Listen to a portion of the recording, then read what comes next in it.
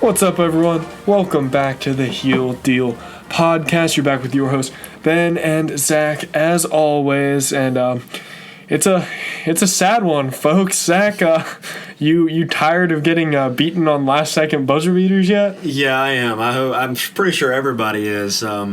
I'm tired of it, Ben. I think you are too. I think everybody is. Yep, yeah. If you guys are listening to this, that means you aren't completely sick of basketball season yet, and we thank you very kindly. This definitely wasn't the way we wanted, our senior years at UNC to go, and this isn't the way anyone wanted UNC's season to go. But we're gonna keep on keeping on and talk about some of these losses, what's gone wrong, which has been a lot, obviously, but a few things here and there have gone right. And is there any hope for us in the last few games? We have 2 more games remaining on our regular season schedule against ranked teams. It's going to be number 11 Louisville, which is on Saturday the 22nd, and then number 6 Duke. Who knows what they'll be ranked in March, but that's on March 7th. So that's during our spring break. That'll be a fun game. We'll see if we have any chance against them, any chance in the ACC tournament. I think it'd be just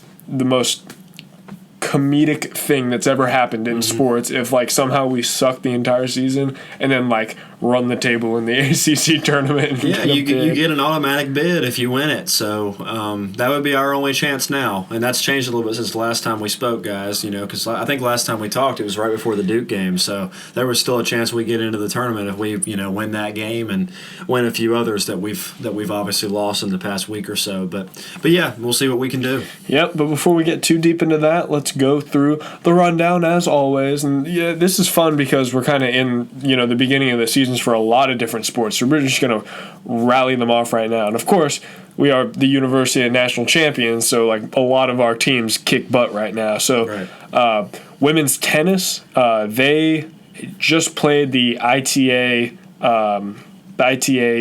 National Team Indoor Championship, something they do every February. So they completely ran the table on that and took home the championship. Awesome. Beat Arizona State, NC State, Duke, UCLA, all these really great teams.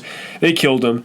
It was great. Let's jump over to baseball. Is off to a great start. They started on Valentine's Day, so just last week, and they are 4-0. They swept the series against Middle Tennessee. They killed them in that first game, 15-3, and then beat Elon. So right now they're kind of just warming up. They got games against High Point, 3-game series against Dallas Baptist. Playing High Point right now as we speak, guys. So they are. Hopefully we're winning. Yeah.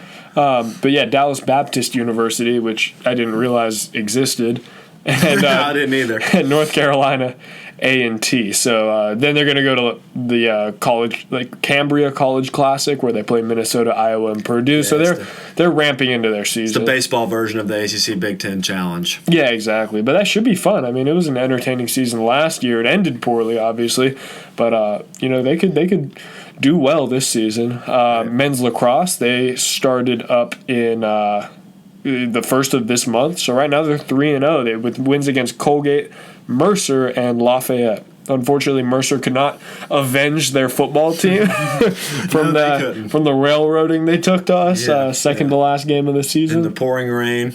Yeah, exactly. I mean, Zach and I were just talking right before we recorded, but I just watched the highlights for the Military Bowl game for the first time in a while. And especially with this basketball season being the way it was, man, we were the most blessed 7-6 football team ever. Every game was exciting, but it still ended on a good note, Yeah, that was a fun game. But let's see what we got here. We got men's tennis, who were at one point first in the country. I'm not sure where they are right now, but they also had the ITA National Team Indoor Championship, just like the women. And they lost in the finals against USC, or University of Southern California. That was up in Madison, Wisconsin, so they're still playing really well. Like I said, don't know what they're ranked right now, but I imagine it's still top 10. Women's basketball, we've been talking about their really hot start to the season for a while, and they've definitely cooled off. They've definitely come back to earth. They're apparently trying to outmatch the guys' team with a 4-game losing streak right now. So they've lost to Duke, they've lost to Virginia Tech, Syracuse, and Boston College. So all of those are not very good games to drop, being ACC games, and they lost them in ranges from about 10 to 25 points. So not great right now.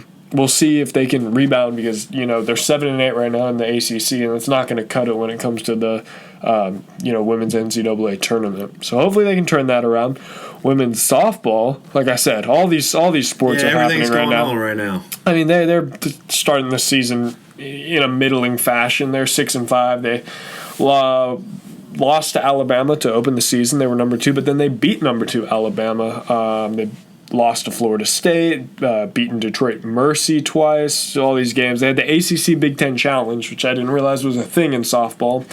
It's a thing in all the sports. Yeah, right. They lost to Michigan twice, beat Wisconsin once, and lost to Wisconsin once. So 6-5. We'll see how they start doing. But now that we're busy talking about, or we're done talking about the sports teams that are actually doing well, Zach, how have you felt about this last week and a half, 2 weeks of UNC basketball? It's been hard, man, and I think I speak for every fan out there, whether you've been a fan for a couple years or you've been a fan all your life. This is a tough stretch to get through. Yeah, this is just something that we're not used to, and we've been blessed. Pretty much all my life when I've been able to be coherent and understand what's going on the TV when I watch basketball. Roy Williams has been the coach here, and he got hired as a coach here when I was 6 years old. So my whole life I've had the privilege of watching a team that has been able to compete for a championship basically year in and year out. And so this has definitely been something that I'm not used to watching, and it's something that Carolina fans that date back years and years before then are not used to watching because we haven't had many seasons like this in the history of our entire program. Yep, I mean it just is a sight to behold at this point. We are dead last. We're not even sharing last place. We are dead last in the ACC at 3-12. Yep. 10-16 overall, which is also the sole worst record in the ACC. Yeah. It's just mind-blowing, and especially considering the fashion that we've lost. Of course, everyone knows what happened with the Duke game. Yeah. Zach and I were there, and it was just the most brutal live sports experience I've ever had. It was awful to lose or to have 2 buzzer beaters essentially in the same game go against you, to lose the biggest rivalry in sports. That's tough, and I'm trying to treat it like it's a nightmare, and it didn't actually happen. Yeah, there aren't many that are worse than that. Like you said, we were there, and it was just rip your heart out over and over again. The way in which they were able to come back to was reminiscent of past games that they've been able to do that against teams that we've had that are a lot better, and we can talk about them more if you want to, Ben. But it just is something that I kind of saw happening in front of we saw it happening in front of our eyes. Once a couple things went Duke's way, you kind of knew it was going to happen. And I mean, you can debate some of the questionable calls by the referees, but at the end of the day, we couldn't hit our free throws, and good teams hit their free throws. We're not a good team, and we lost that game. But you'd think, maybe the frustration from that game would propel you to really turn the season around and stuff. But instead we go to Wake Forest and get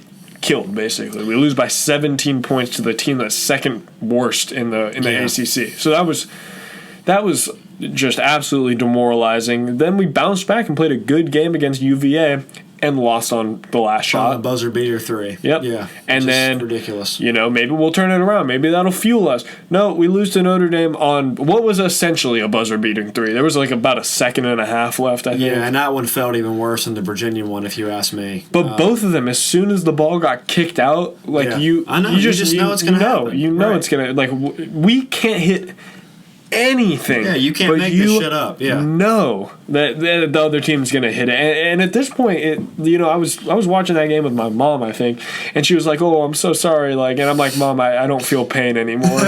You're numb to it now. It literally, because it's not like we're really playing for anything. We're playing for pride at this point. So when even you look at some of the really heart-wrenching defeats at the earlier on in the season, even at the beginning of this losing streak, when we lost by 1 point to Boston College, you could tell the players were distraught. They were tearing up. It was horrible. Now it's just of course they care. It's pretty obvious, but they're not on the floor tearing up anymore. Just because at this point it's almost like a running joke. They're how many poor shot or how many bad rolls of the dice can we get, right?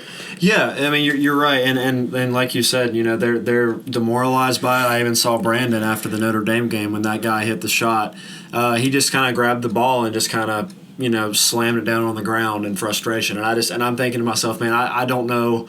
There's really nothing you can say to these guys right now. Yeah. I mean, even if you're Roy, I don't know what he said to him, but I know he's been sounding off in his post-game interviews and stuff, and been very, very upset. And I mean, as we should be. It's just been horrible. I mean, seriously, there hasn't been anything like this that I can remember in UNC basketball history. Yeah, absolutely. I mean, it's hard to recall off the top of my head any team that's been this snake bitten before. Yeah. It's just it's crazy, but at the end of the day, we're going to have a good season next season. Okay, we got good guys coming in. I just feel bad for guys like Brandon Robinson. This is his last year. Me too. There's no way around that. It's not like he has the option to return. It's his senior year, and he's been helping the team as much as he can, playing through injuries. I also feel bad for Cole because, he's essentially a senior in a way. I don't think, even though his dad said in an interview, they haven't closed the door on him coming back. He's not coming back. He's a top 10 pick in the NBA. So I feel bad for him too because, this is probably his one season with UNC. Yeah, I wouldn't close the door on that either, guys. I mean, there's going to be people out there that you're going to push for it, and we'll push for him to try to get, we'll be chanting one more year and things like that come the end of the year and all that, but I don't think he'll be back either. It just wouldn't be the smart business decision on his part. Even if he were to come back, we would undoubtedly be number one in the country to start the year. Yeah, exactly. Like the fan in me obviously wants him to come back, but I care about this dude, and it's just not the smart thing to come back. Especially since he's dealt with an injury, how dumb would it be to forego millions of dollars, get hurt again, and have that impact the trajectory of your career? It makes no sense. So rationally, I hope he doesn't come back. Even though you love Cole Anthony, she could stay here all 4 years. Yeah, if he wasn't someone who normally has had issue with injury, I would be right with you and be like, well, maybe we get him for another year. But because he has had such trouble with injury and so many different games this year, I just don't see him being able to rationalize to himself that even if we were to come back and win a championship, it would be quite worth it for his health. So. Yeah, exactly. I mean, you saw him when he got hit in the face on that rebound. He was lying on the floor and there's blood everywhere. He just yelled why am I always getting hurt? Yeah. And I don't know. I just felt real bad for the guy. But this team as a whole just cannot buy any breaks. And so you look back in the Roy Williams era, and there's just really been nothing quite like this. We've already basically come to the conclusion that the 2010 team would absolutely kick this team's butt. The 2010 team was the worst team that Roy's had since he's returned to North Carolina. Right. That's pretty much agreed upon. Yep. Until this now. team. Undoubtedly. Our team makes the 2010 team look good. They look good. So how far back do we have to go to find a comparable Tar Heel team? Well, there isn't one for Roy like we've talked about, but you can go back before the new millennium hits, and there was a season. It was 01-02. It was I think Matt Doherty's last year as head coach of UNC, of his I think only 2-year tenure here after Coach Guthridge retired. So in that season they went 8-20. It was a year right before Roy got here, and I believe he was hired that next spring or maybe right after the season ended. I don't know. But we went 8-20 in the league in the entire schedule that year, and went 4-12 in the ACC. So, if this team wins one more game this year, that means that they will not be the worst basketball team on paper or by record that we've had since the 2000s or 2010s, and then now the 2020s. Yeah. So, yeah, you don't have to go back into the Dean Smith early years and stuff to find one that we've had worse than this, although you can find some there that are pretty rocky. But yeah, with the exception of the 01-02 year, there really aren't many that we can look at without really squinting hard that look worse than this team right here. Yeah, that's just the only way I can think of it, guys. I can't find another team or remember another team in the 90s, 80s, 70s that would have been worse than this team right here. So we're really looking at that 01-02 squad, and then after that, maybe 09-010, but they were, like you said, good compared to this. So yeah, exactly. At the end of the day, for me, it just comes down to a lot of these guys either haven't found their shot or they can't. The ball movement doesn't create open shots. That's kind of it. And you look at it and even their off-ball movement isn't right. Yeah. Like, so Cole will be dribbling around waiting for people to cut. We'll have some good cuts, and when we're playing well, like the NC State win, there are multiple baskets, there are multiple breakaway baskets, there are multiple, quick half-court strikes, really good ball movement, really good cuts, and we just have none of that when we're not playing well. This guy's just kind of like meandering around or like running back and forth or dribbling in, dribbling back out. It's stuff like we are so sick of looking at this point. Yeah, you're exactly right. And I think when you look at the season as a whole, we started out and we had everyone healthy. Before Cole got hurt and all that, it was a lot of watching Cole play. So that was the story then. So then he gets hurt. We have guys like Jeremiah Francis and Anthony Harris before he got hurt. It seems like a distant memory that he was a part of this team. Yeah. But, God, I wish we had been able to see him this year. I really think he would have ended up being one of the, 3 or 4 best players on this team, honestly, the way that little spurt he showed. But, then when Cole goes out, we start seeing him move the ball, but nobody has the ability to make a play. So then we're just passing it around a bunch and then we peak in that form at NC State, right? When we go on and then Garrison Brooks looks like a man that cannot be stopped in that game. And then Cole comes back, we start returning to, okay, we're going to watch him play a little bit more because he's the best player on the team. And we get Garrison out of rhythm, which really started to hurt us in the past, I'd say 2 weeks or so. And, especially with free throws. He had that stretch where he couldn't hit a free throw. I think he went like 0 for 19 or something like that. At that point, it's all in your head, and it's just 100%. It was tough to see.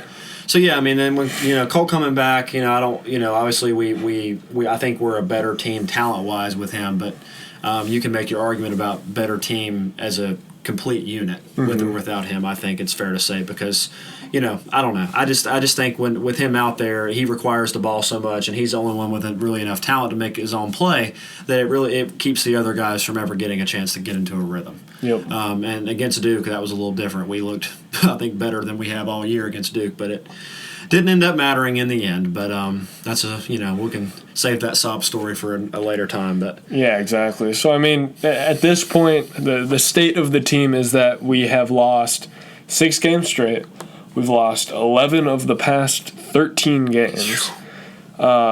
Jesus. What is there any bright spot from this terrible rut we've been in? I mean, the guys that are not leaving are getting this type of experience. They now know what it's like to hit bottom. Yeah. And some people claim that to know exactly how it feels and to really appreciate what it's like to be the best, you have to also know what it's like to hit bottom. And this team has hit bottom. So when all this talent comes in next year, that we have at multiple positions, especially the front court. I'm telling you right now, the front court is going to be the deepest and probably the tallest front court in the entire NCAA next year. I mean, we as bad as we've been, we are 5th in the country in rebounds. Yeah, that's just think what's and that's with our tallest dudes being these sub 7 foot forwards.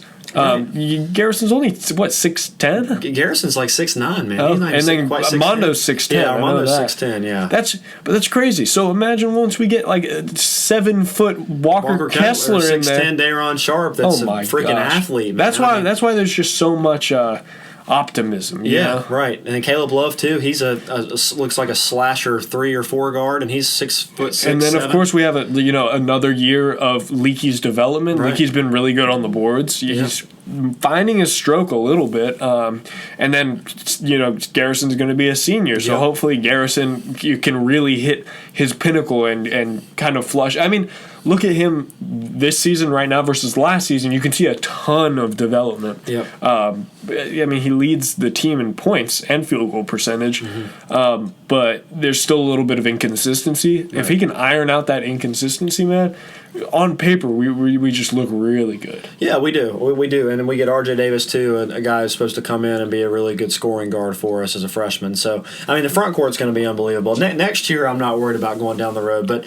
referring back to your question about what are the bright spots, I think the biggest one is that experience. They know what it's like to be at the bottom now, so they have that motivation to do what it takes to get back to the top. Because now they've been able to to see what some of these other teams in the ACC are used to every year, that they don't ever get a chance to get out of that bottom half of the ACC. Yeah. So we kind of get a taste of what they've had going on forever, so we can appreciate it. And then, the other thing is that, technically right now, we still are not done yet. We still have enough basketball left to make the NIT for sure. But there's always the chance of making a run late and getting, a great showing in the ACC tournament for multiple players. And then because you're playing back-to-back days, usually that momentum, if you can capture it, you can just keep using it. So it doesn't go away. So it's like they just keep playing and they never quit. So I'm not saying I think we're going to win the ACC tournament. I don't. But I think that if we can somehow keep a positive mindset despite all this stuff, and it's probably not going to get better. Louisville on Saturday, I know Louisville's had their speed bumps along the way, but I don't think we have much of a chance against them on the road.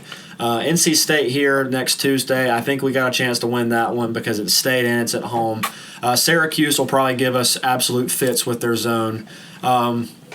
God knows what will happen with Wake Forest. I would normally pick that to be an easy win, but after what I saw last week, I'm not even going to speak on that. And then we'll talk about the next meeting with Duke, look closer to it. But yeah, Gosh. The positives are experience they're gaining. The other positive is that we're still not done, and we can still show resilience and fight. And we just got to keep showing that. Remember what name is on your jersey and what school you play for, and go out with pride and keep fighting, because things are going to look up for us. So I think it's the experience and it's what we can, I guess, show as far as mental toughness. That's what Roy said in his post-game presser after the Notre Dame game. He said you can give in or you can go out and compete. That's just a really good mantra to be relaying to this team. They've gone through so much heartbreak. It almost again, like I was saying, where they don't seem as distraught because it's almost funny at this point. That might be like a good thing. Like they've been beaten down so much they can barely feel it anymore. The only way forward is up, Right. They can only go up from here, so you might as well go out and try your hardest, because technically, and this is rare for most sports leagues, I imagine, we're bottom of the ACC, and technically we could still make the NCAA tournament via winning the ACC tournament. Right. Very few leagues ever, you can be like worst and then just go on a hot streak and you make it into the whatever, like the playoffs or whatever the equivalent is. Yeah. That's still a possibility. Granted, we are almost definitely going to be playing on that first day of the ACC tournament. Yeah, so we'll probably at this rate we're going to have the lowest seed. Yeah, so buckle up, because the hardest road to get there. We'll end up seeing the one seed in the third game if we make it, because that if you're the lowest seed, I think you're on the trajectory to have to play the one seed when they finally do play. So that most likely means we end up getting Duke a third time, or maybe Louisville. I don't know, but yeah, we can worry about that later on, but. Yeah, that's where we're at, guys. Yep, that's where we're at. It's not a fun season, but it's not all over. There's still stuff to look forward to, and that's the only reason I keep going back and watching these games. That's the only reason why I sat down and watched this Notre Dame game, or even the Wake Forest game after Duke just ripped our hearts out. Right. It's because at the end of the day, we expect these guys to play their hearts out, and then they're doing that. So keep watching, keep supporting them. I hate to see just what people end up saying on Twitter after you drop a few games. It's brutal. You got to remember to be a fan in the good times and the bad. Exactly, and being a fan all my life, it's interesting to me to look at a time like this and see who sticks around and who doesn't. Yeah. I can't. Yeah, it's amazing some of the stuff I've seen too, and like we were talking about looking at your computer a second ago, people asking, is this the end of the Roy Williams dynasty at UNC? And these kind of questions are bound to come up during a season like this, but it's all just to generate clicks and views and everything. Yeah, it's not the end of the Roy Williams era. No. Roy's going to come back, and we're going to compete to be top of the ACC next year. I strongly believe so. Yeah, I really do. And Ben and I appreciate everyone who has been willing to stick with us too through these hard times. I know it's not always the most enticing thing to go and listen to a podcast about stuff you don't necessarily want to relive or think about whenever things are going this bad. But we do appreciate it. True Blue out there, keep fighting. And yeah, we still got some basketball left. Yeah, exactly. I mean, shoot, whenever I go back and look at highlights from last year and just I see how fun that team was and just how creatively and easily we could score. Man, when we're doing that next year, it's going to seem all the sweeter. Yeah. Because we just have this season as a reference. But instead of lamenting too much on it, as we start to wrap the episode up, looking at the 5 games left, which are going to be the most manageable games? Because none of them, I wouldn't favor us in any of them, to be honest. Well, the 2 home games for sure. That's the obvious answer. Of the road games, I think we have a chance to compete in. I think that, I don't know. Syracuse is the worst record of the 3, but they could be really bad news for this particular team. I almost see us having a chance to compete with Louisville more than I do with Syracuse, just from the sense that Syracuse runs that zone, and since our outside shooting has basically come from what Brandon when he's healthy occasionally, and Cole whenever he's not smothered. I mean, what are we going to do with that zone inside? So I don't know. But the 2 most manageable games are definitely NC State and Wake. I think we can win both of those games. Do I think that we can win any of the 3 road games? Right now, I don't think so. I haven't seen anything out of us to make me think that we can do that. But, I mean, if we go 2-3 in this last little stretch, that's still going to probably keep us, depending on what Wake Forest does, it's going to probably keep us at last in the ACC. I think they have 1 game up on us right now, and they have the head-to-head. So that means we would have to beat them again, and they would basically have to lose out. If we were not able to, or maybe win 1 of their last 5 or something. I don't want to do all that math right now. But, yeah, we're looking at second to last or last. Yeah. So I think that goes without saying at this point. But, I mean, my bold prediction at the end of this episode is that of the 3 away games we got left against number 11 Louisville, Syracuse, and number 6 Duke, I think we're going to win 1 of those. Okay. I don't know who we're going to beat, but I think the universe owes us one win because this entire season we kept saying we're not a good team, but I think we'll upset someone, and so far we haven't upset anybody. We've come so close to upsetting people. You realize how close I could literally almost touch it. Just the rushing Franklin Street, our senior year, the fact that it was right there, I'm almost going to start tearing up because I just knew it was within our grasp, and we threw it all away. Yeah, guys, we had plans of where we were going to meet on Franklin when the rush started, and we all got separated and all that. God, the euphoria that would have come from that. Yeah, it makes me sad. But we talked about, like you said, we've alluded to we're going to beat someone we're not supposed to. Maybe it's one of these 2 ranked teams left. Yeah, exactly. I mean, when we play a complete game, we can compete. Yeah, we just haven't had any luck go in our favor. So, we got 3 away games left, 2 against ranked teams. If we can put together 1 complete game, just one, and have just a couple things go our way, I think we can pull it up. We'll see what happens. I hope we're looking back on this and seeing that we're right. Yeah, exactly. Because, by the time we record the next episode, they'll have played Louisville and NC State. Right. We'll try and get in one, hopefully at the end of the next week, if you're back from home. And then preview the last few games. We'll probably know where we're kind of situated in the ACC by then. But yeah, we got this game against Louisville. I'm really looking forward to it. Hopefully everyone watches it, no matter how disillusioned you are with the season right now. And I think it's going to be fun. You got any last thoughts, Zach? Oh, that's it, man. I think we've touched on everything everybody's thinking about right now. And, again, thanks for sticking with us, guys. And, we'll say it now and we'll say it every week until the end of the Hill deal. But go to hell, Duke.